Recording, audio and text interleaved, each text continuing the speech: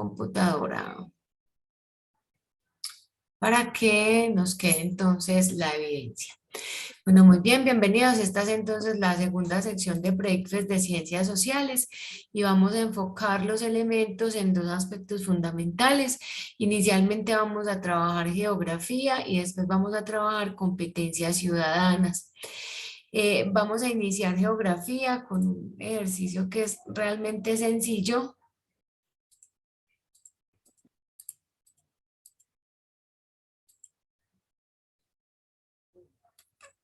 Muy bien. Entonces tenemos lista esta presentación.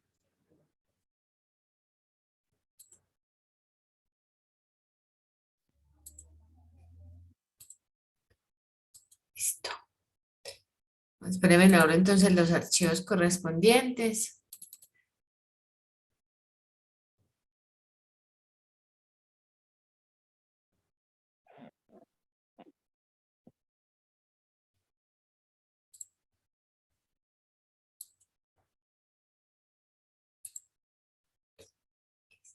Me indican por favor cuando estén viendo mi pantalla.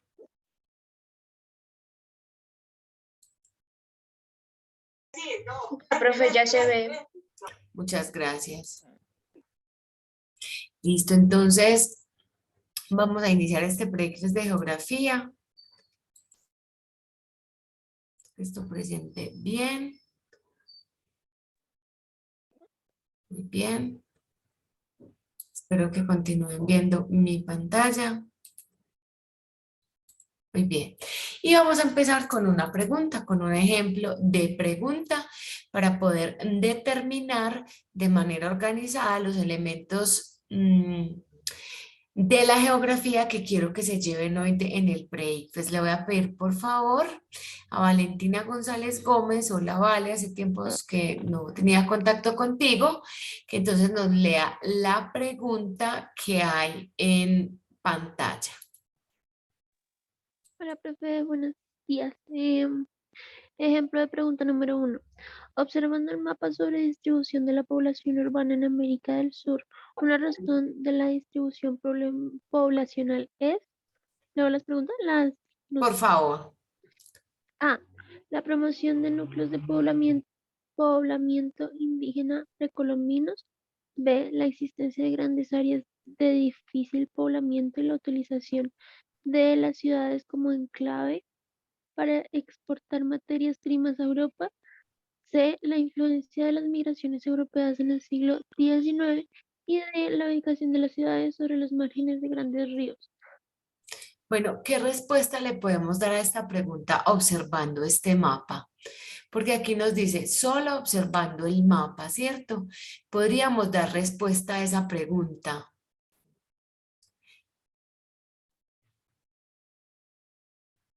¿Quién quiere dar su opinión?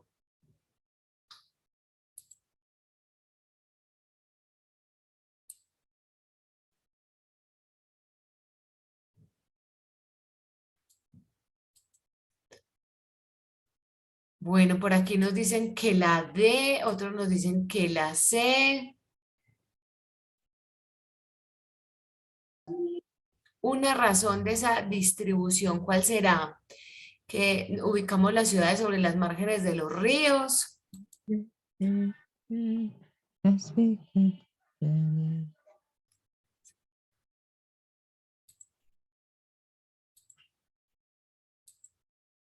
¿Cuál será la de la ubicación? Alguien que dé una razón, que abra el micrófono y nos dé una razón de cuál es la respuesta. Daniel, adelante, Daniel Santiago. Bueno, profe, si miramos ahí la imagen, las ciudades que tienen mayor población son las que están en los márgenes de los ríos. Entonces, por eso, y además la pregunta dice que una razón de la distribución poblacional, y esa es una razón, una de las razones que hay. Ujú, muy bien. ¿Quién más tiene otra apreciación?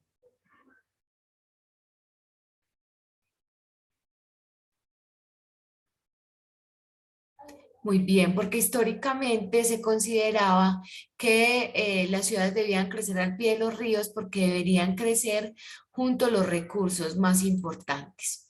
Bueno, les tengo esta pregunta acá de inicio, ¿cierto? Porque quiero resaltar hoy aspectos fundamentales dentro de la geografía. Y los aspectos fundamentales dentro de la geografía están remitidos o tienen que ver a los mapas, ¿cierto? Y a las gráficas que nosotros como estudiantes de ciencias sociales o como estudiantes que vamos a presentar una prueba de ciencias sociales, ustedes se pueden encontrar. Puede que se lo encuentren, puede que no. Pero entonces voy a llamar hoy la atención sobre esos aspectos fundamentales de la geografía que es importante tener en cuenta a la hora de trabajar con figuras y con mapas, ¿cierto? Entonces, lo que nosotros vemos siempre que vemos un mapa, que vemos una figura, es una proyección, ¿cierto? Y voy a hacer énfasis en las proyecciones cartográficas. Una proyección cartográfica, porque es imposible tener un mapa del tamaño de la Tierra o con las formas de la Tierra, ¿cierto? Entonces, esa representación primero está sobre una superficie plana sin que haya deformaciones, sea planisferio, sea globo terráqueo. Esas proyecciones cartográficas están sin impedimento alguno para representar el territorio, mientras que en la realidad, obviamente esto dista de la realidad, porque es geométricamente imposible que la Tierra no tenga deformaciones. En cartografía, esa proyección o ese problema de representar la Tierra se resuelve mediante proyecciones cartográficas. Existen muchas y variadas proyecciones cartográficas, ¿cierto? Porque una proyección cartográfica es una correspondencia entre los puntos de la superficie terrestre en un plano o en un plano de proyección. Y nosotros trabajamos dos proyecciones básicas y es el globo terráqueo, ¿cierto? En las dimensiones que lo podemos trabajar o un plano de representación. Entonces tenemos esas proyecciones cartográficas, entonces sabemos que la proyección cartográfica dista mucho de la realidad, pero esa proyección cartográfica es la que nos permite posteriormente hacer mapas y nos permite leer fenómenos geográficos dentro de un determinado territorio. Entonces, esa cartografía y esas proyecciones cartográficas tienen unos elementos y nosotros debemos tenerlos en cuenta muy claramente para poderlos ubicar, ¿cierto? Ubicar el mayor número de información posible para poder leer con mayor precisión los fenómenos que nos están presentando. Y eso recibe el nombre de elementos cartográficos. Los elementos cartográficos unidos permiten leer un fenómeno geográfico que por lo general está ahondado a otros, Samuel, por favor, a otros fenómenos. Listo, muy bien. Entonces, esos fenómenos cartográficos o esa cartografía de proyección, ustedes cuando se encuentren en una prueba, un mapa, ustedes van a encontrar una cantidad de elementos que es importante tener en cuenta, ¿cierto? Entonces, lo primero son las proyecciones cartográficas. Esas proyecciones cartográficas pueden ser horizontales o polares, o sea, vistas desde el polo. Ahorita vamos a ver algunas imágenes. Pueden ser cónicas, pueden ser cilíndricas, puede ser la proyección de Peters o como la vemos en Google, ¿cierto? Es lo más parecido a lo que podemos tener. Y esas proyecciones cartográficas se evidencian es con mapas. Los mapas obviamente son una representación del territorio en áreas grandes o pequeñas dependiendo de unos factores determinantes. Entonces, cuando yo observo un mapa, yo tengo que tener en cuenta dos cosas. Primero, la diferencia entre un mapa y un plano de representación. Los planos son los que vemos, por ejemplo, un plano de la casa, un plano del pueblo, ¿cierto? Es muy diferente el plano del barrio a un mapa como tal, porque los mapas representan áreas más grandes como regiones, países y continentes, mientras que los planos representan áreas pequeñas y detalladas. Entonces yo en la prueba me puedo encontrar el análisis de un plano o me puedo encontrar el análisis de un mapa. Los mapas tienen unos elementos importantes que quiero destacar, más que los de los planos. Voy a destacar hoy los elementos de los mapas. Y los mapas tienen escala, convenciones y símbolos, orientación, y yo le puse otro, escala cromática, ¿cierto? Obviamente pues la localización, que es fundamental dentro de los procesos de ubicación geográfica. Entonces, esos elementos nos llevan a asimilar la representación del espacio real en el papel. Sin esos elementos nosotros no tendríamos la forma, no tendríamos la manera de poder leer efectivamente un fenómeno dentro de un proceso sea una prueba, sea un trabajo. Entonces les voy a presentar algunos aspectos. Lo primero, cuando yo tengo un mapa, Esteban Montoya López, cierra tu micrófono, por favor. Lo primero que yo hago cuando yo tengo un mapa es que yo debo revisar la escala, ¿cierto? ¿Qué será la escala para ustedes? A ver, ¿qué es la escala? Rápidamente. ¿Qué es la escala de un mapa?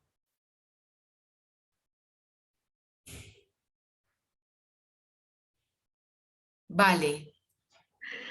Bueno, la escala de un mapa es básicamente a nivel de matemáticas que está, no sé, la Tierra, la escala es en chiquito, con las mismas medidas, pero en chiquito.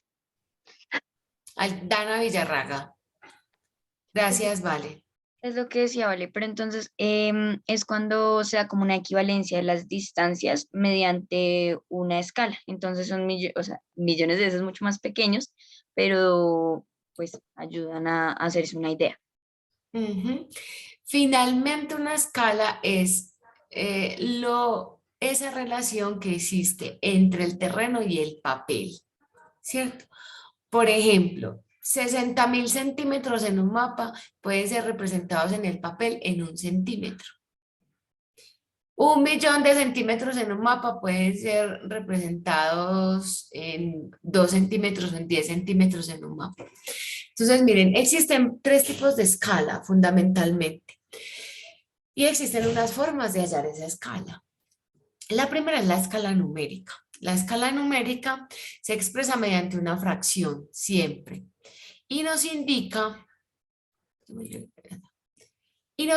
la relación entre la distancia medida de 2 puntos del mapa y lo correspondiente en el terreno, siempre, de modo directo. ¿Qué es importante? Que las unidades de medida sean acordes. Yo no puedo representar kilómetros con centímetros, ¿cierto? Entonces, el equivalente debe tener las mismas medidas. Yo debo de convertir mi escala, si es en centímetros, si es en metros, o si es en kilómetros. Por lo general se convierte en ¿qué? En centímetros. Entonces, miren el ejemplo. Esta escalita que yo veo acá significa que 1 centímetro equivale a ¿cuánto? A 60 millones de centímetros en el mapa. Y entonces si yo digo en kilómetros, ¿eso a cuánto equivale? Y en metros, ¿a cuánto equivale esa escala? Entonces, esta representación en fracción siempre se lee así. 1 centímetro en el mapa equivale a ¿cuánto? A 50 millones, a 50.000 centímetros, a 25.000 centímetros, a 30.000 centímetros. Y la escala es supremamente importante porque la escala permite determinar si un mapa es detallado o no lo es. Existe una escala textual que es lo mismo, pero entonces en texto 1 centímetro representa 600 kilómetros o representa 60.000 centímetros o 600.000, ya depende de esa representación de ese mapa que se tenga. Y existe, que esta es la que nosotros nos encontramos por lo general, una escala gráfica, ¿cierto? Por lo general ubicadas al margen en la hoja, y que se subdividen en segmentos, y estos segmentos que esto muestra se usa para indicar las longitudes. sobre el mapa y las unidades terrestres de distancia. Gracias a este elemento es posible medir la distancia real directamente sobre el mapa con la ayuda de una regla o un compás. Entonces yo simplemente puedo colocar una reglita encima de esta recta y voy a saber la escala del mapa. Si 1 centímetro equivale a cuántos centímetros. Hasta ahí me siguen. Sí, Entonces, señora. cuando yo leo un mapa, lo primero en lo que me voy a fijar es en la escala. Después está la escala cromática. La escala cromática es este juego de colores, por lo general se usa para representar, esa escala cromática que yo les pongo acá, por lo general se usa para representar mapas físicos, mapas que tienen que ver con relieves. Y suelen indicar estos colores y estas franjas de colores, suelen indicar, ¿sí?, los relieves o las alturas de un terreno con respecto al nivel del mar. Se emplean representaciones cartográficas y podemos ver en los mapas más especializados, por ejemplo, que incluso en el mar, el azul del mar va cambiando dependiendo de la profundidad. ¿Sí? Un ejemplo de eso es que el verde se usa para señalar las llanuras, las depresiones o los valles, mientras que las montañas son por lo general verde oscuras o muy cafés. ¿Listo? Para que ustedes lo tengan claro. El color también es importante porque nos permite leer las alturas del relieve o las formas del relieve con que cuenta ese mapa que yo estoy revisando. Y tenemos pues finalmente, tenemos las convenciones, que las convenciones es lo que nos indica directamente el tipo de mapa o el fenómeno que se lee, porque las convenciones suelen variar según el tipo de mapa. Entonces hay unas para rutas, otras para, vamos a encontrar mapas que tienen incluso convenciones para restaurantes, que tienen convenciones para centros.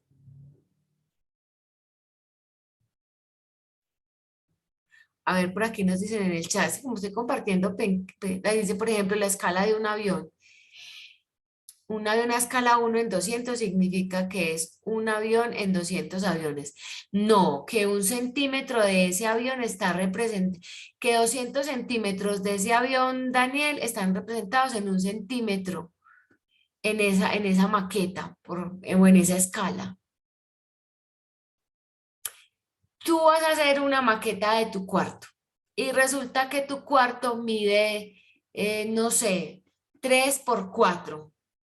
¿Cierto? Entonces en tu maqueta vas a tener 3 centímetros por 4 centímetros. ¿Qué significa? Esa escala, que en tu plano 1 centímetro equivale a 100 centímetros en la realidad. ¿Me comprendes mejor lo de la escala? Espero, Daniel, haber dado respuesta a tu interrogación. Sí, Listo, profe, gracias. listo. Entonces, ¿qué tenemos ahí? Obviamente hay muchas maneras. Aquí podríamos quedarnos todo el año indicándoles cómo hallar la escala, cómo se halla la escala gráfica, ¿cierto? Son ejercicios ya matemáticos, sino que yo necesito que ustedes identifiquen estos elementos a la hora de leer un mapa, porque les puede suceder que lo tengamos. Entonces, estas convenciones indican específicamente el fenómeno. Miren, por ejemplo, acá, una convención de terreno, si la carretera es asfaltada, si es destapada, si es carreteable, si es un camino de herradura, si es un sendero. Para un caminante, si la ruta es camino fácil, camino de montaña, sendero de montaña, empinado, para alguien que monte bicicleta, ¿cierto? Los mapas nos ayudan a ubicar los fenómenos que necesitamos distinguir en ese terreno. Y tenemos por último la rosa de los vientos o los puntos cardinales que son fundamentales dentro de un mapa porque nos dan la orientación precisa para nosotros poder hacer lectura de esos fenómenos. Tienen un mapa en pantalla, ¿sí? ¿Quién quiere hacer el ejercicio de qué elementos podemos ubicar en ese mapa de los expuestos anteriormente? A ver, ¿quién se atreve?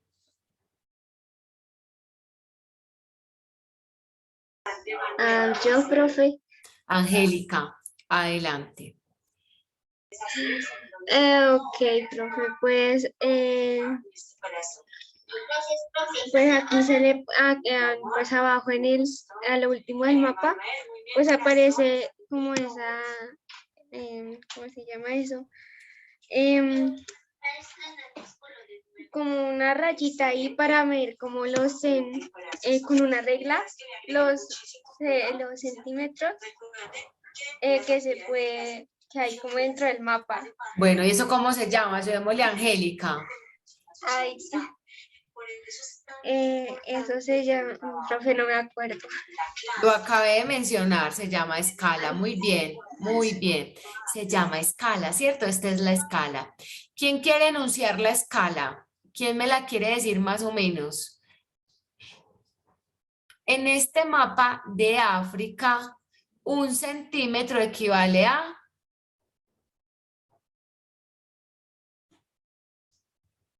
50 millones. A 50 millones de centímetros en el terreno. ¿Qué significa eso? Que 1 centímetro en este mapa nos representa 50 millones de centímetros en la realidad o en el terreno real. ¿Listo? Angélica, ¿qué otro elemento cartográfico podemos distinguir en este mapa? Pues también está lo de la leyenda, pues se puede ver como las altitudes y pues cómo se ven, qué signo representa, digamos, si es un pico, si es un río, o bueno, también. Bien, muy bien. Ivana. Esa sería la escala cromática, ¿verdad, teacher? Eso sería la escala cromática, muy bien. Y lo podemos evidenciar en el mapa, porque miren, las cordilleras Atlas o los montes Drakensberg en el sur están más oscuros, ¿cierto? Mucho más oscuros que otras partes. ¿Qué significa eso? Que entonces aquí donde están más oscuros porque existe mayor altitud en el terreno. Igual si lo fuéramos a ver en el mar, pues aquí no se ve muy claramente. Pero entre más profundo o más profundidad tenga, y pueden variar los colores y el azul, ¿cierto? Entre más claro y así. Entonces miren que tenemos en este mapa, tenemos escala cromática, tenemos entonces también escala numérica, tenemos también, podemos sin necesidad de que esté la rosa de los vientos, ¿qué lugares están al norte? Por ejemplo, ¿qué ubicamos al norte? El mar Mediterráneo. Muy bien, el mar Mediterráneo. Muy bien, ¿qué ubicamos al sur, en el África?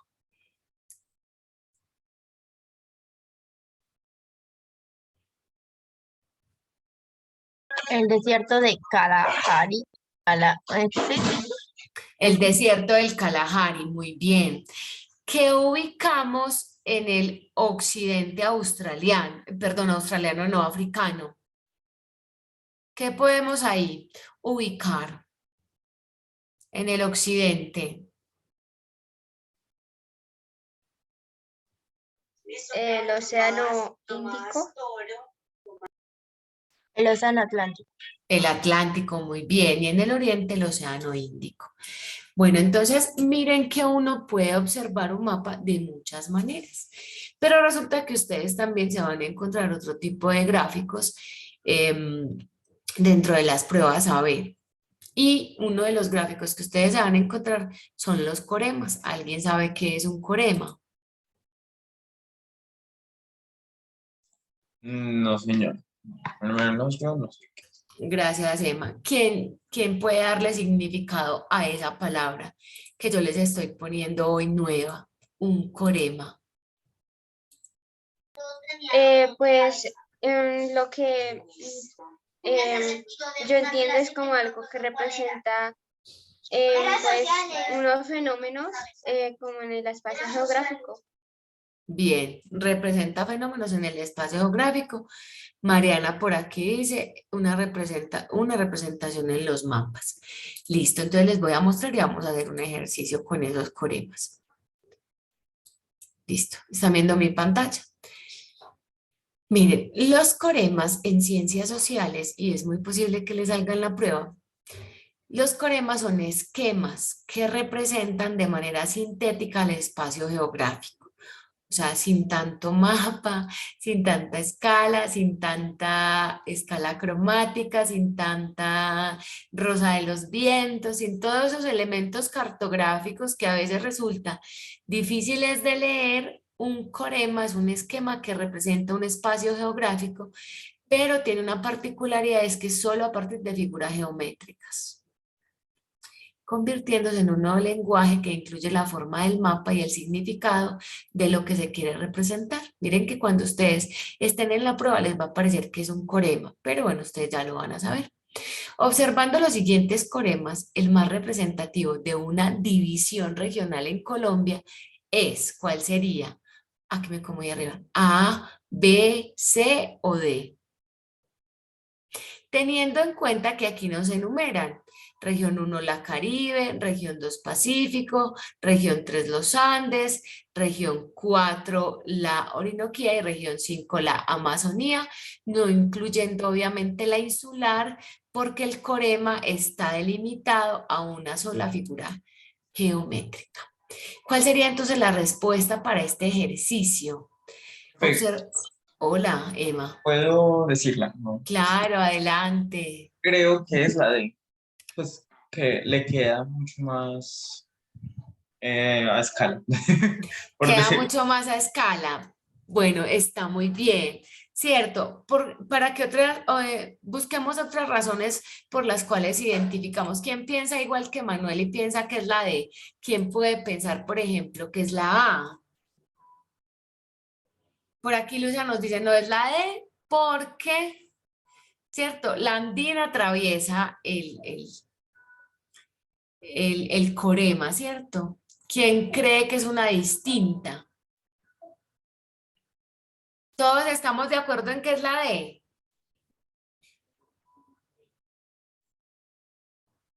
No están muy callados hoy. Miren, sí, correcto, Emma, muchas gracias. Es la D. Sí, porque nosotros tenemos que buscar dentro del corema la equivalencia, la distribución del espacio geográfico. Y nosotros, ahí mismo yo creo que todos lo relacionaron con esta, ¿cierto? Porque los otros, Mariana, muy bien, no concuerda el espacio. Nosotros no tenemos esa región de los Andes o la región andina como una región pegada ahí en el centro, no, atraviesa.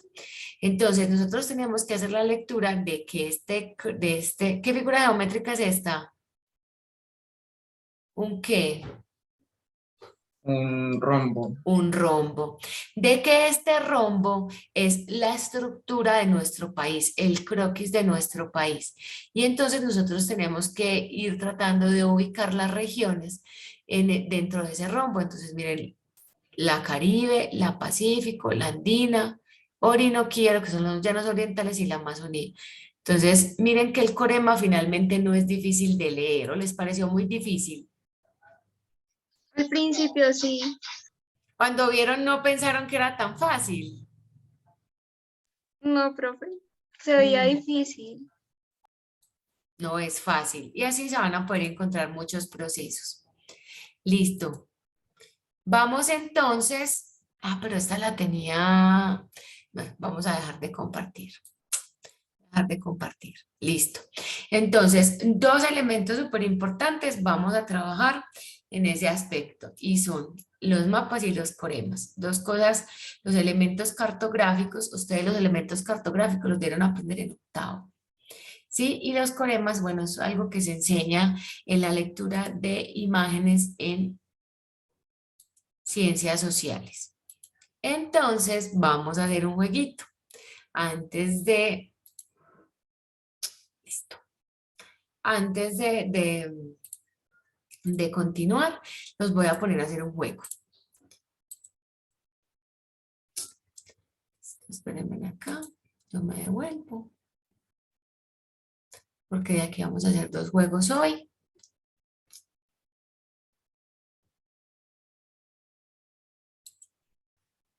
Necesito un voluntario para ese juego.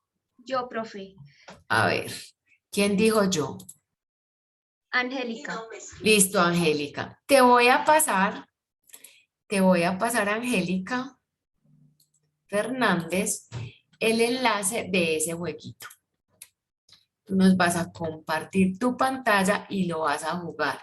Y todos van a estar muy atentos. Porque Ok. después, entre todos, vamos a hacer otro ejercicio. Parece como de escuela, por eso nos va a ayudar como a refrescar muchas cositas que se nos van perdiendo porque se nos va metiendo toda la historia y vamos dejando lo geográfico a un lado. ¿Ya lo abriste, Angélica? Sí, profe, ya voy a compartir pantalla. Listo. Como yo soy nueva de la evaluación, Ay, ya están viendo mi pantalla, ¿cierto? Es Sí. que está muy lento el internet, profe, entonces me toca esperar. Sí, ya la vemos. Ya. Esperemos un poco que pueda cargar. Aunque si lo tienes muy lento, de pronto nos falla.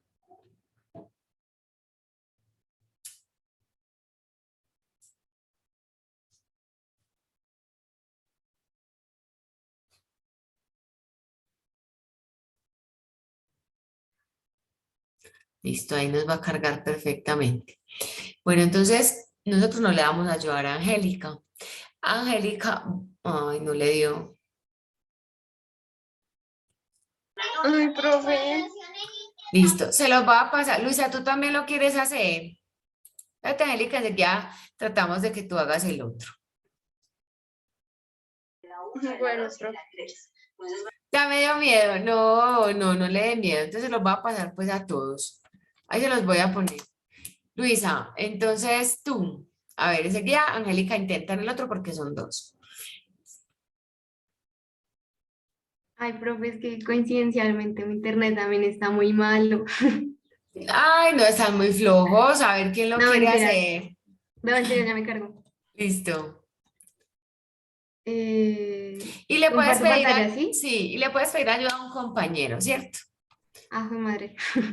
En caso tal. Ya están viendo mi pantalla. Sí. Muy bien. A ver, Inicia, por favor. ay, fue pucha. Listo. Fácil, ¿cierto? Vas a hacer clic en cualquier elemento, Ajá. ¿sí? Haga clic para comenzar. Tienes que señalar el núcleo externo. Señala cuál es el núcleo externo.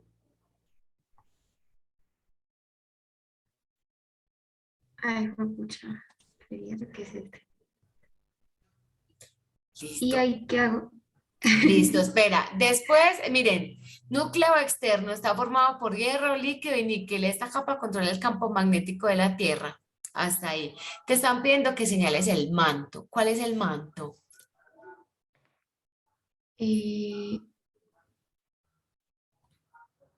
Ay, fue pucha. La verdad, no sé, profe. Pues ¿Quién yo le creo que el ayuda? manto es lo que recubre en general la tierra, pero no sé si Te dicen sé. el naranja clarito. Ah, qué pena. Gracias. Sí, el manto es la fuente de la tectónica. Escuchen esto porque ahorita vamos a continuar con ese tema. El manto es la fuente de la tectónica, ¿cierto? De placas de vulcanismo y de los terremotos. Ahora vas a señalar el núcleo interno. Ese sí, pues es fácil. Núcleo interno. Señala, por favor, el núcleo interno. Luisa.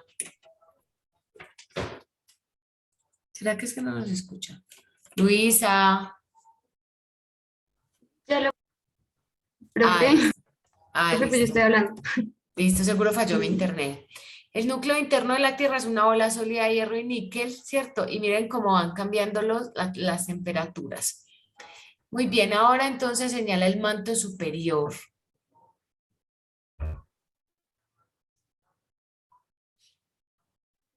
Señálalo, por favor. La verdad no recuerdo. Eh,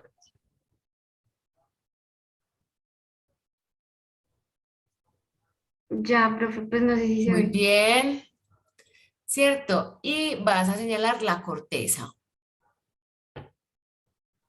Ahora sí, sí está. Ujú. ¿Dónde vivimos los seres humanos? Listo. Vas a dejar de compartir, por favor, Luisa. Muchas gracias. ¿Cierto? Miren que a veces eso parece como de coquito, pero cuando a uno le presentan una imagen como estas, ¿cómo podríamos entonces trabajar esos mismos elementos? ¿Quién se atreve?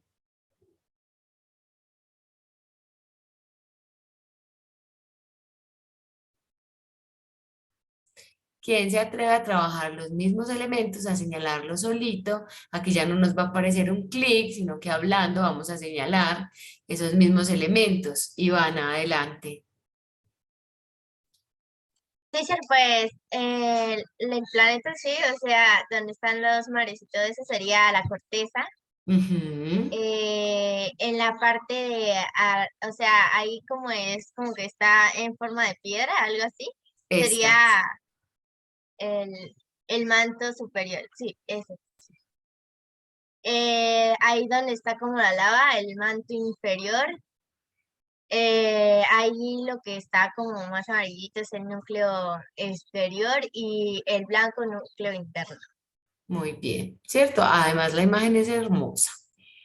Bueno, muy bien. Entonces, esto es lo que permite constituir nuestro planeta y que permite que funcione como tal, ¿cierto? ¿Recuerdan cuál es el que permite la tectónica de placas? ¿Cuál de los colorcitos?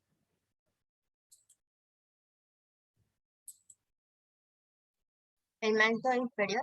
Ujú, muy bien, ¿cierto? Ahí es que están soportadas esa tectónica de placas y ese vulcanismo y todos esos fenómenos que nosotros vemos en el exterior. Esto nos permite tener la Tierra como la conocemos, ¿cierto? Con un promedio de 23.5 grados, con una inclinación del eje de la Tierra de 23.5 grados. Muy bien. Y tenemos entonces todos los procesos geológicos que se han dado. Esos procesos geológicos desde el primer supercontinente que se llamaba ¿cómo se llamó el primer supercontinente? Pangea, profe. Pangea, muy bien.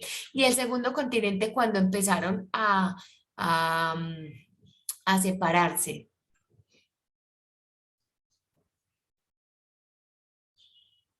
se llamó Gondwana, ¿cierto? Y de Pangea y de Gondwana es que está todo lo que nosotros conocemos como las partes de escudo, ¿cierto? ¿Sí? De este continente originario, los restos que quedan de este continente originario es lo que se conocen como los escudos. Y esos escudos dieron origen a los continentes como los conocemos hoy. Todos esos procesos de sedimentación que existieron permitieron crecer a todos los continentes. Y este fenómeno da origen a lo que nosotros conocemos como la teoría de la deriva continental. Una de las muestras más debatibles de la teoría de la deriva continental es que, bueno, nosotros estamos pegados a África, ¿cierto? Y que nosotros esto se arma como si fuera un rompecabezas.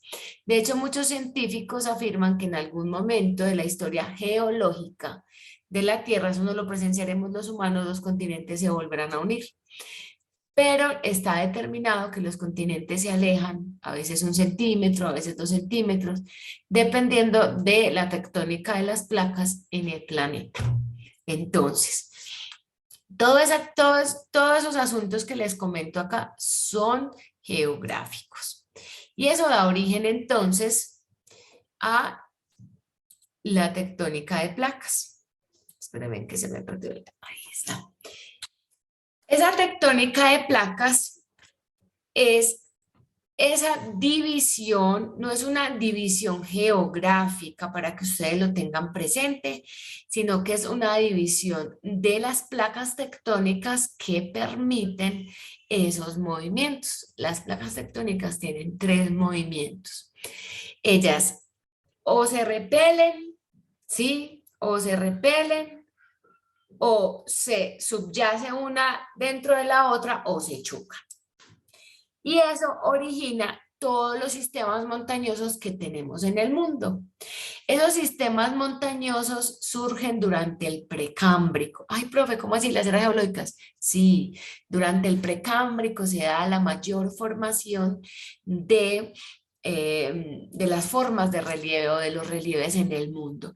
Y por el accionar de estas placas tectónicas es que nosotros tenemos las montañas que tenemos y las alturas que tenemos. Hay unas nuevas teorías que dicen que las montañas solo podrían considerarse por encima de los 7.000 metros. Unas nuevas teorías. Pero en la realidad una montaña es cuando supera los 1.000 metros, ¿cierto? Se empiezan a llamar montañas. Entonces, miren cómo están distribuidas las placas tectónicas en el mundo. Voy a hacer énfasis en esta. Entonces, miren, la placa africana, ¿sí? La placa indo-australiana, mire cómo es de grande. Y entonces, si la placa euroasiática, porque geológicamente esto sería un solo continente, sino que política y económicamente pues lo vivimos en Europa y en Asia. Si la placa euroasiática choca contra la indo-australiana, ¿qué surge ahí? Los Himalayas, ¿cierto? Si la placa de Nazca choca con la placa sudamericana, ¿qué surge? ¿Qué cordillera surgió de ese choque de esas placas? Se me durmieron. Pues sí, es la de los Andes. La de los Andes, muy bien. La cordillera de los Andes surge de la subducción de la placa de Nazca en la placa sudamericana. ¿Qué significa entonces? Que esa placa de Nazca, que es más pequeña y es más pesada la sudamericana, se subyace y eso hace que suba ese relieve. Aquí la placa norteamericana, entonces si nosotros revisamos los sistemas del mundo, nos vamos a dar cuenta que son a veces fronterizos con las placas. Entonces, por eso les tenía esa pregunta. Déjenme compartir. No voy a volver a preparar tantas cosas. Listo. Ahí está. Ese ejercicio, por favor, lo resuelven. Tienen 2 minutos 15 para solucionar ese ejercicio. Que lo hacen, yo creo que ustedes en 30 segundos.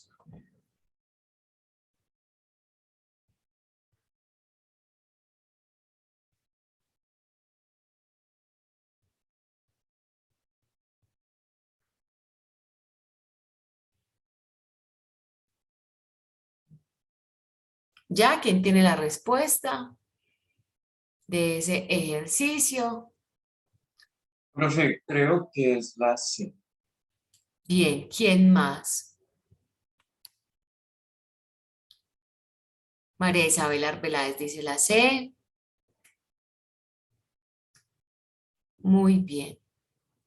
¿Alguien más? Pedro dice que la B.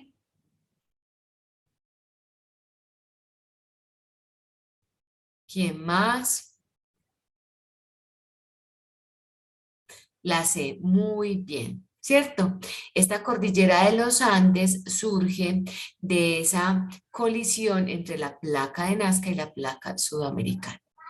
Les hago aquí una aclaración y es muy importante el conocimiento previo, ¿cierto? Muchas personas les dirán a usted, no, uno para hacer esa prueba no necesita saber nada, solo lea bien. ¿Ustedes creen que una pregunta como esta ustedes podrían responderla solo con leer bien? No. ¿Qué nos hace falta entonces, Dana, para contestar una pregunta como estas? Tener los conocimientos previos y hacer el análisis basándose en esos conocimientos. Uno necesitaría unos conocimientos previos y al menos es que ustedes en esos conocimientos previos sean conscientes de que existen las placas tectónicas, ¿cierto? Así como existen las placas tectónicas, vamos a hacer un ejercicio, otro ejercicio, que demuestra que nosotros necesitamos conocimientos previos en todas las áreas para abordar esta prueba. Listo. Resuelvan por favor el ejercicio.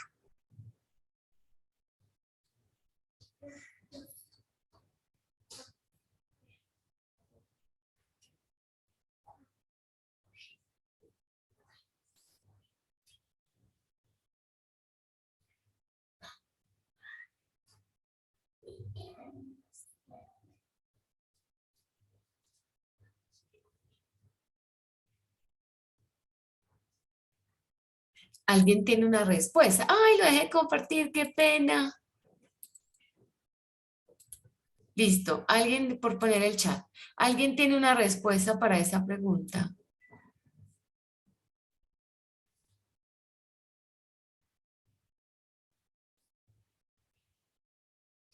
Profe, sí, la Listo. Les voy a hacer una pregunta ahora sí. Ahora sí, entonces discutámoslo. ¿Qué son rocas ígneas? Me parece que las rocas ígneas son las que, em, ¿qué? Cuando sale como la lava del volcán, quedan ahí como en esas roquitas negras al chocarse con el agua. Ujú. ¿Qué son ígneas intrusivas?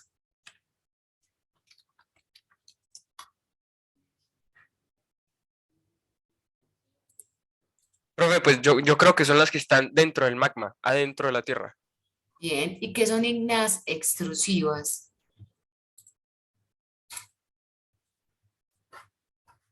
Esas se forman a partir de la lava que se enfría. Bien. ¿Qué son las rocas sedimentarias? son rocas que quedan luego de la erupción, pues quedan como sedimento. Es como el azúcar cuando no alcanza a diluirse bien en el agua. ¿Y qué son las rocas metamórficas?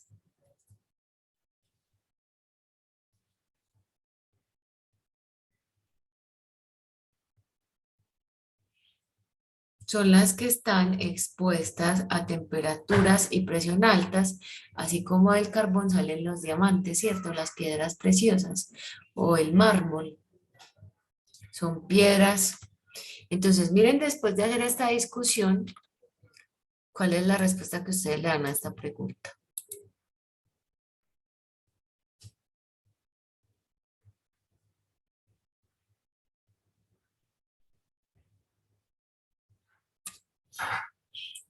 ¿Cuál será? ¿Han cambiado de opinión?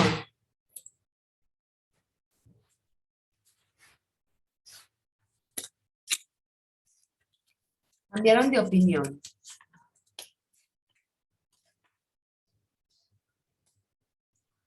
¿Qué piensan? No han cambiado. ¿Quién me la explica? Profe, yo no he cambiado de opinión porque pues, si las rocas están posteriores a una erupción es porque son rocas sedimentarias. Pues, profe, yo elijo la A porque lo que dijo un compañero era que las ígneas intrusivas eran las piedras que salían dentro del volcán. Entonces creo que esa es como la más idónea porque en ningún momento muestran agua o que ya el volcán haya terminado su erupción. No muestran nada de eso. Entonces creo que por eso dijo la de que elegí. Es la C. ¿Alguien tiene una explicación para que sea la C? Antes. Profe, ya entendí por qué. ¿Ya entendieron por qué es la C? Es más que todo también como, o sea, hay que ser también como observador debido al texto pues que tiene, porque se está, o sea, está extrañado de qué hace eso ahí. Entonces, si fueran sedimentarias no estaría extrañado porque ya habría sabido que el volcán había hecho erupción, pero en este caso se sorprendió. Bueno, hay que hacer, exacto, bueno, él se sorprende porque está por fuera, ¿cierto? Miren que Federico Villa nos decía, son las que se forman dentro, pero se las encuentran es por fuera, ígneas extrusivas, acumulados en las laderas del volcán. Entonces, miren también que ahí tendríamos que tener un conocimiento previo de los tipos de roca para poder solucionar este problema. Listo. Vamos entonces a hacer otros ejercicios. Vas a pintar. ¿Sí? Vamos entonces ahora a relacionar, porque los fenómenos geográficos por lo general están relacionados con otro tipo de fenómenos. Van a contestar esta pregunta, por favor.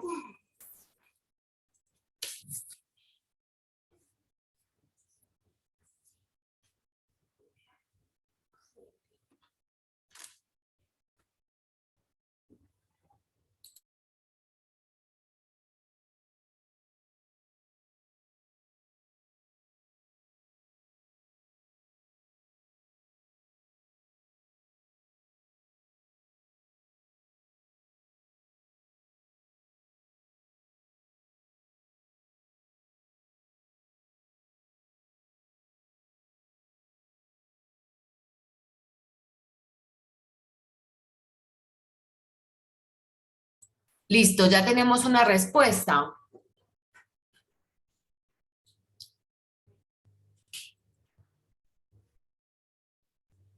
¿Quién la explica? Yo quiero explicar la por qué Dale, escogí la D. dale. Bueno, pues estaba entre la B y la D porque la B suele ser también lógica, pero digo que no es la B porque dice que nomás los habitantes que están asentados en áreas de alto riesgo y cuando hubo bueno, lo del volcán se llevó todo Armero, entonces no hubiera servido que solamente hubieran evacuado las zonas de alto riesgo, entonces pienso que hubiera sido, pues, que es mejor la Relocalización. perdón, de todos los habitantes a grandes, bueno, de los habitantes a grandes ciudades donde los riesgos eran menores. Entonces pienso que se hubiera hecho más, pues que se hace más en la D que en la B. Bueno, quién puede contradecir esa opinión? Daniel. Bueno, si no estoy mal, la historia es que una persona sabía que el volcán iba a hacer erupción y que iba a pasar todo esto de la avalancha y eso, pero los medios de comunicación le hicieron caso. Podría ser la A, pero es la B porque si se evacúa a los habitantes asentados en las áreas de alto riesgo, se puede evitar el riesgo de mortalidad y reconstruir la zona, porque las personas que están aptas a un lugar tienen todavía en ese lugar, o sea, tienen su trabajo, tienen sus cosas, así como cuando pasa un terremoto se hace la reconstrucción del sitio y no se evacúa permanentemente a las demás personas. Aquí hay una situación y es que mire que dicen que habla de relocalización, pero en grandes ciudades. Ahí ya la opción no nos sirve. Sí, para que O ustedes sea, lo... pregunta, o sea, la D está cambiando como el lugar, o sea, es una buena opción, pero no está evacuando a las personas correctas. Ah, Que lo que pasa es que cuando las personas están alojadas en un pueblo o en una pequeña ciudad, es muy difícil que se logren adaptar a grandes ciudades en una medida de reubicación, porque en esos pueblos ellos tienen sus hospitales, tienen sus trabajos en sí, pueden tener trabajo de campo y para poder uno estar en una gran ciudad, de conseguir un empleo y todo eso y adaptarse a las nuevas medidas de empleo como oficinas, etcétera. Profe, yo puedo contradecir lo que dijo Mafe, qué pena, Mafe, te quiero mucho. ¿Puedes devolver, por favor, la pregunta? Claro que sí, ya va. Es que estaba abriendo el otro elemento para trabajar.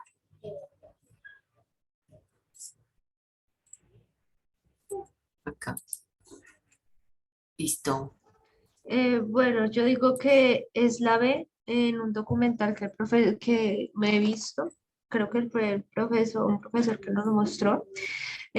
Como dijo Daniel, una persona ya sabía, ellos tenían tiempo, un poquito de tiempo para evacuar o al menos como alejarse un poquito más.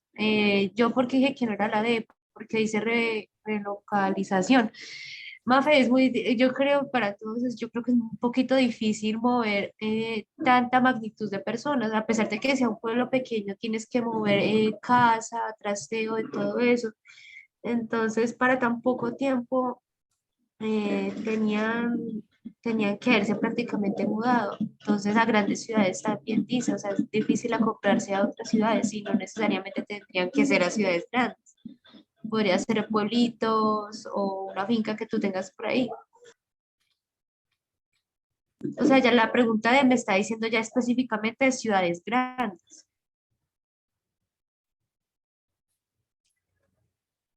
Listo, muy bien. Bueno, esos elementos quería destacarles sobre, ahora están viendo mi pantalla, Sí, señora. pero cambió la presentación o ya están viendo el cuadernillo. No, profe, la presentación. Ah, ok. Ujú. Listo, entonces quería llamar la atención sobre esos asuntos geográficos, porque finalmente en el final de la formación se descuidan, ¿cierto? Uno le enseña geografía, por allá está octavo y todo, y lo deja uno muy plano. Pero entonces sí quería como llamar la atención con esos aspectos. Es que, bueno, no, pero lo voy a terminar. Si no nos da el tiempo, entonces, no lo sé. Entonces, seguimos con esta geografía, ¿cierto? Importante que ustedes tengan en cuenta. Para presentar el ICFES, ustedes deben tener la localización de los sistemas montañosos más importantes del mundo. Básicamente, entonces, en Norteamérica estarían las montañas rocosas, acá la cordillera de los Andes, ¿cierto? Todo lo que es el Himalaya, los Alpes suizos, aquí se ve pues muy pequeño, los montes Atlas en África, ¿cierto? Todo lo que es el Kilimanjaro y esta zona sur, porque es supremamente importante que ustedes tengan en cuenta esa geografía física, que están un poquito más estructurados. Entonces, montañas rocosas, montes Apalaches, el macizo de las Guyanas o el macizo guyanés, la meseta de Mato Grosso, la cordillera de los Andes como los grandes sistemas dentro, pues sistemas montañosos dentro de todo el continente americano. Ya entonces en Europa, entonces los Alpes, los Cárpatos, el Cáucaso, los montes escandinavos y la frontera natural entre Asia y Europa, o lo que la separa, que son los montes Urales. Ya en Asia es supremamente importante reconocer el Himalaya. Bueno, se puede dividir, pero es importante que lo tengan ahí. Importante ahí la meseta del Tíbet. En Australia, pues obviamente el relieve es muy poco, pero la gran cordillera divisoria que está aquí al final es muy importante que ustedes lo tengan. Y en África, entonces los montes Atlas y los montes Drakensberg, ¿sí? Porque esos sistemas montañosos pueden aparecerles en las preguntas porque han permitido que las civilizaciones evolucionen de X o Y manera. ¿Cierto? Por ejemplo, toda esa zona de Beringia que ustedes ven acá, porque a veces pareciera que estamos tan lejos, ¿cierto? Todo el estrecho de Bering, lo que se conoce como la zona de Beringia, es lo que pudo desarrollar el poblamiento de América. Existen muchas teorías de poblamiento americano, pero la más evidente y de pronto la que la comunidad científica ha respaldado más es que nuestros antepasados cruzaron durante una época glacial, o sea, esto estaba congelado, pasaron por el estrecho de Bering hacia América y poblaron el continente de norte a sur. Entonces, muchas de las teorías de poblamiento están y dependen de esos hitos geográficos. Y por último, quería mostrarles entonces todo lo que es esto. ¿Quién sabe qué es esto? El anillo de fuego. ¿Cómo, Pedro? El anillo de fuego. El anillo de fuego, el cinturón de fuego, que es la zona con mayor movimiento volcánico, pues no sé si movimiento sea la palabra correcta, con mayor movimiento volcánico. Y nosotros en Colombia hacemos parte del cinturón de fuego del Pacífico, así se llama. Y vamos a contestar, por favor, esta pregunta que está ahí.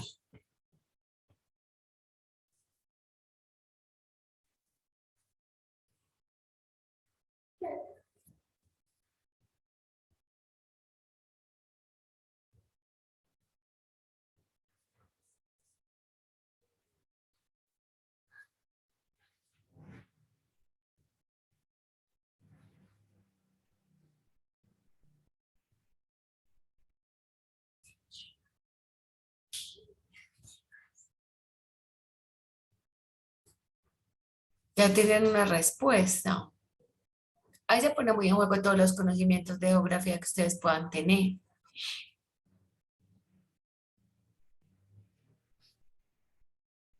Nos devolvemos.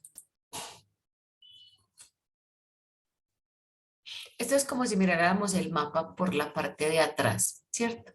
Entonces miren lo que yo les decía, el estrecho de Bering. Por aquí llegaron. Entonces el mundo no está tan separado como creemos, ¿cierto?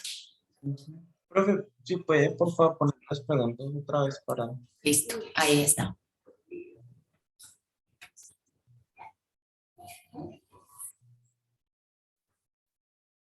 Profe, para mí es la... Es la A. ¿Quién más tiene una respuesta? María Isabel, adelante. Profe, Estados Unidos no queda en el sur. Queda arriba, entonces yo por eso digo que no es la A, porque dice su ubicación está en el sur del llamado cinturón de fuego del Pacífico, entonces ahí vemos que ya hay un error ahí porque dice sur.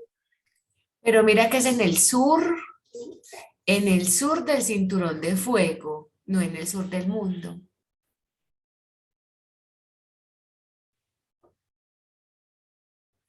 ¿Cuál sería el norte del cinturón de fuego?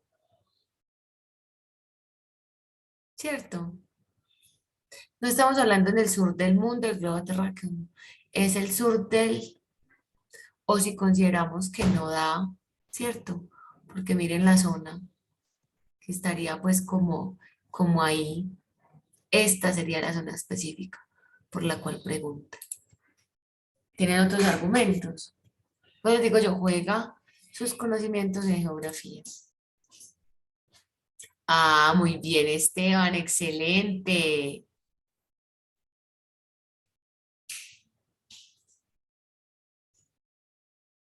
Ahí queda.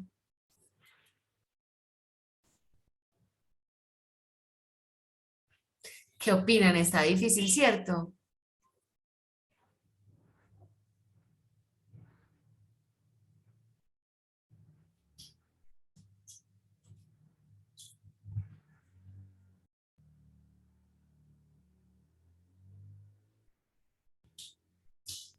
Pues, profe, yo creo que hay dos respuestas que no tienen nada que ver, que son la B y la D, y dos que se la ponen difícil a uno, que es la A y la C. Pues yo sí me voy por la A porque es como la que más habla de forma más técnica de lo que pasa, mientras que la C habla como, ay, de lo que pasa, pero no explica nada. Creo que es la A, no sé. A ver, ¿qué tenemos que Tal, decir? tal vez podría ser porque está cercano, como lo dijo, ¿quién fue Esteban? A la falla de San Andrés. Entonces pueden haber repercusiones, en eso se dice repercusiones, profe. Ujú, sí, está bien, repercusiones, excelente término, señorita. Es la A, ¿cierto? Es la A, aunque uno podría. Lo que uno debe descartar es la C y la D. Porque cuando yo les dije, aquí se juega mucho el conocimiento que tengan en geografía, porque miren que cuando yo les señalé, inmediatamente estaban dijo, es que hay que a la zona E, hay que a la falla de San Andrés, ¿cierto? Pero ahí esa falla de San Andrés solo nos pondría a pensar en Estados Unidos, y ahí dice Estados Unidos y Japón. Es la A. Listo. Bueno, entonces vamos a terminar este ejercicio de hoy. Entonces toca leer, sí, ¿cierto? Miren que geografía a veces lo olvidamos. No es difícil, creo que es de prestar mucha atención a lo que explicas. Sí. Entonces, la geografía es muy importante, supremamente, y uno sí reconoce que ustedes ya en 10º y 11 no ven casi geografía, ven más historia.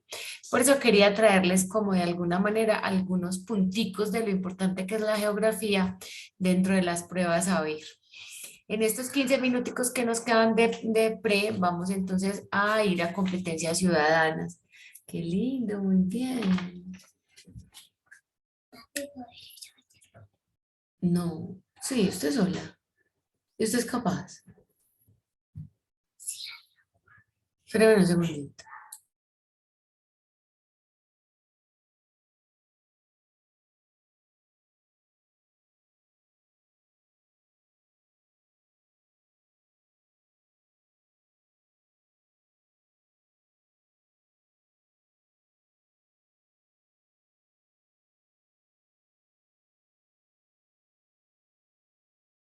Bueno, muy bien. En esta última parte entonces vamos a trabajar. ¿Dónde lo tengo? ¿Dónde está?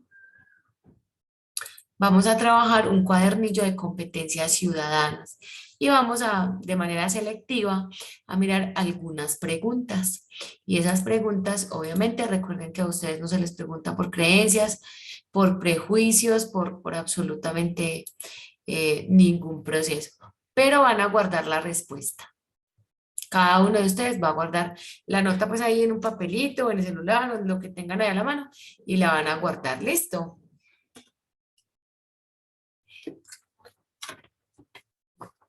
Bueno, muy bien. ¿Está viendo mi pantalla? Sí, señora. Primera pregunta. Los habitantes de un barrio de clase media se oponen a que se construya en este viviendas de interés social. Afirman que las personas de escasos recursos económicos que se beneficiarían con estas viviendas representarían un peligro para la seguridad de los habitantes actuales del barrio. Señalan que las zonas más pobres de la ciudad son también las más inseguras y argumentan que esto prueba que una persona de escasos recursos tiene una probabilidad más alta de ser un delincuente que una persona acomodada. De los siguientes enunciados, ¿cuál contiene un argumento válido en contra de las afirmaciones de los habitantes del barrio de clase media? ¿Cuál contiene un argumento válido en contra de las afirmaciones de los habitantes del barrio de clase media? A.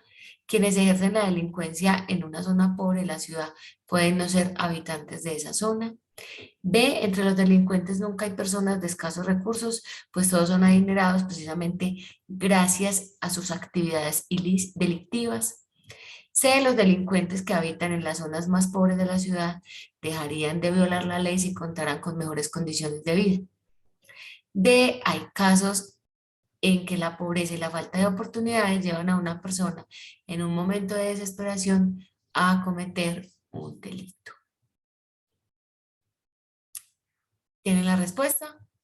No me la digan, la van a escribir, me confirman por favor en el chat cuando la tengan.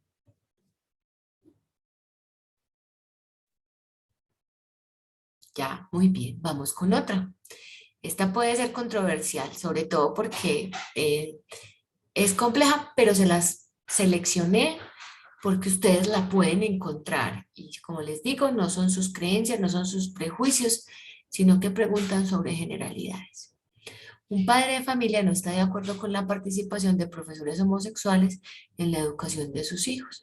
Al respecto, el rector del colegio argumenta: las personas con inclinaciones homosexuales, como todas las personas, merecen ser amadas.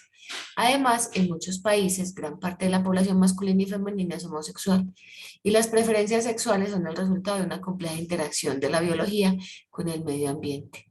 Yo creo que los homosexuales pueden enseñar siempre y cuando controlen su comportamiento en clase y no afecten la orientación sexual de los estudiantes.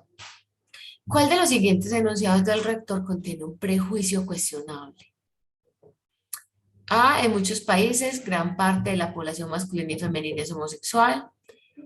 B. Las personas con inclinaciones homosexuales, como todas las personas, merecen ser amadas.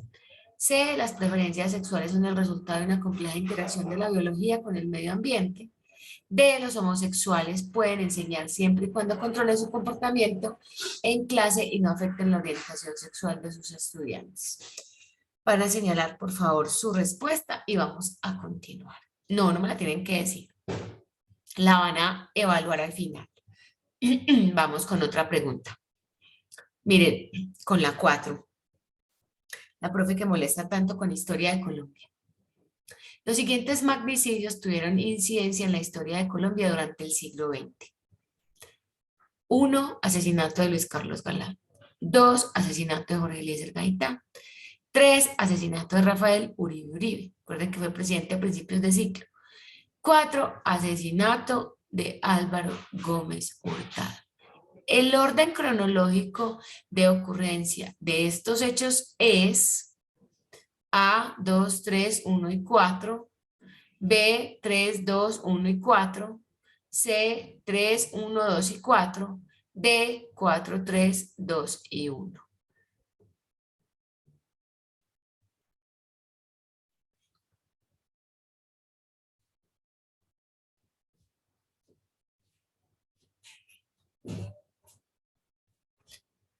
Muy bien, vamos a continuar. Muy bien. Se ha generado un conflicto, entonces llevamos la 2, la 3, la 4 y vamos con la 7. Se ha generado un conflicto entre una empresa constructora y una de las organizaciones ambientalistas en torno al desarrollo de un proyecto de apartamentos sobre un humedal. Por un lado, los ambientalistas afirman que cualquier construcción pone en riesgo todo el ecosistema del humedal. La constructora, por su parte, argumenta que el humedal no se afectará y que, por el contrario, el proyecto busca integrar el medio ambiente a sus zonas comunes. Para resolver el conflicto entre la constructora y los ambientalistas, se plantea que la constructora modifique sus planos para reducir el impacto sobre el humedal y salvar así algunos animales y árboles. ¿Cómo se ajusta esta solución a los intereses de la constructora y de los ambientalistas? A, la solución beneficia a ambas partes, pues busca reducir gradualmente el daño ambiental y garantizar el negocio de la constructora. B, la solución beneficia solamente a una de las partes en detrimento del medio ambiente y del ecosistema del humedal. C, la solución beneficia a los ambientalistas, pues defiende sus intereses y perjudica el negocio de la constructora. D, la solución no beneficia a ninguna de las partes porque el humedal será destruido y la constructora no podrá realizar su proyecto de construcción de apartamentos. Hagan su respuesta, por favor. Listo, muy bien. Vamos con la última.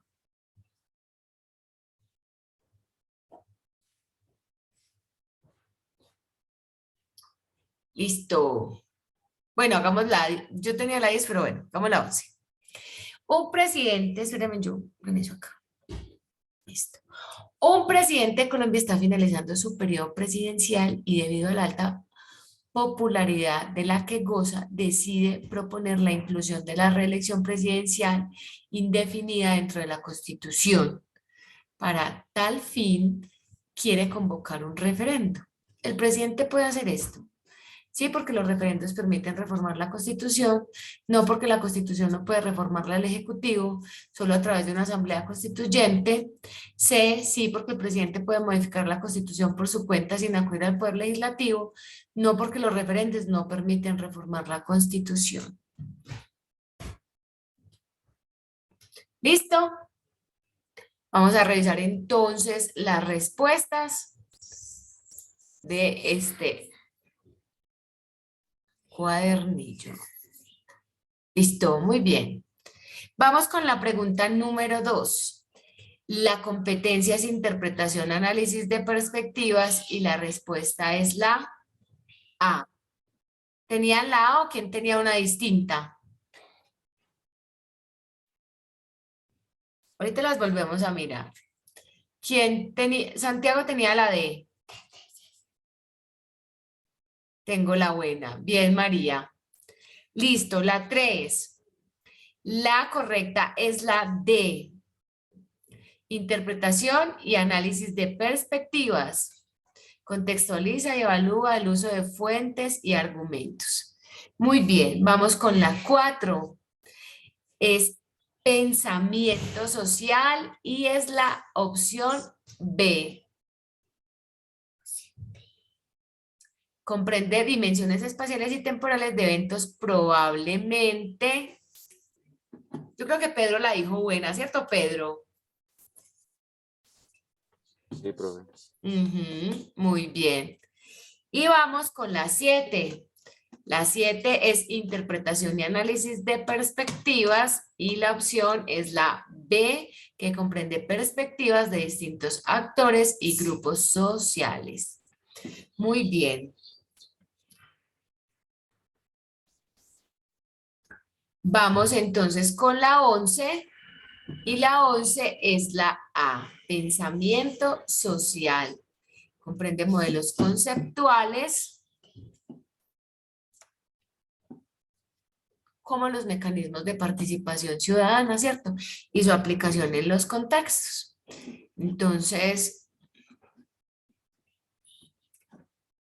vamos entonces a revisarlo desde las preguntas. Ustedes pueden descargar estos simulacros para estudiar, ¿cierto? Vamos a mirar entonces, la 2 entonces sería la A, ¿cierto? Quienes ejercen la delincuencia en una zona pobre de la ciudad no pueden ser, puede que no sean habitantes de esa zona. En la 3 sería la D. Muchos dijeron la D, ¿cierto? Recuerden que esto no es que los ataquen ni promueva algún tipo de comportamiento, sino que yo sé que son preguntas con las que se van a poder encontrar ahí, porque el ICFES no pregunta, pues no piensa en ese tipo de cosas, simplemente pregunta sobre situaciones. La 4, que corresponde a pensamiento social, sería la B, ¿cierto? Y esa B es primero, recuerdan que yo se los dije, a principios de siglo. Después Jorge Eliezer, después Luis Carlos y después Álvaro. Muy bien. Tenemos entonces la 7 y esa 7 nos deja, ¿cierto? El problema con los ambientalistas sería la B, porque solo beneficia a la constructora. Y la 11 entonces sería que se puede reformar la Constitución a través de un referéndum. Quizá el que más impacto tuvo fue, sí, pero primero fue el de Rafael Reyes, que fue a principios de siglo. Bien, muy bien. Bueno, compañeros, vamos terminando por hoy. ¿Qué tal les pareció el ejercicio? Me Bien, pareció profe. muy interesante. Sobre todo, les quiero como hacer esa indicación de que si pueden, yo sé que ustedes tienen un muy buen manejo de los componentes históricos, pero entonces sobre todo ese territorial, ese espacial y ese geográfico también es muy importante que ustedes lo desarrollen, que lo recuerden, porque yo sé que seguro lo han desarrollado, pero que lo recuerden para tenerlo en cuenta. En la página del ICFES están hasta el 2009. Por ejemplo, esa que yo les muestro es de 2016.